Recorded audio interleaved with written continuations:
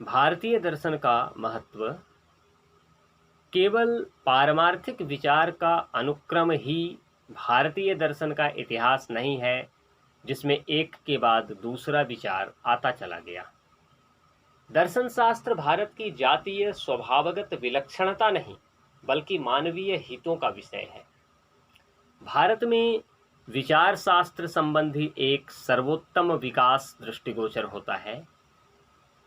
बादरायण व्यास के साथ साथ अन्य ऋषियों द्वारा प्रकट किए गए संश्लेषणात्मक और क्रमबद्ध विचार मानवीय विचार शास्त्र की जुगांतकारी घटनाओं के रूप में और मानवीय प्रतिज्ञा के स्मारक के रूप में विद्यमान रहेंगे।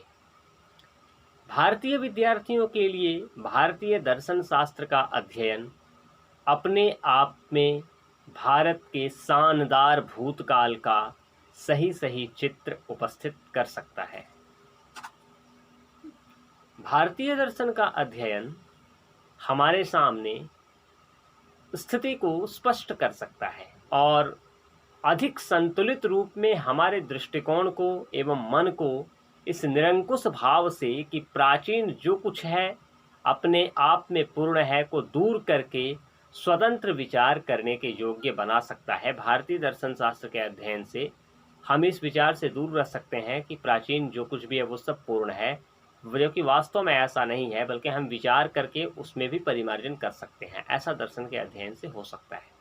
दास्ता से मन की इस प्रकार की मुक्ति एक आदर्श है जिसके लिए प्रयत्न होना चाहिए, क्योंकि जब दास्ता के बंधन से मुक्ति हमें मिल जाएगी, अर्थात जब दास्ता के बंधन से हमारी बुद्धि स्वतंत्र हो जाएगी, तब मौलिक विचार और रचनात्मक प्रयत्न भी संभव हो सकेंगे।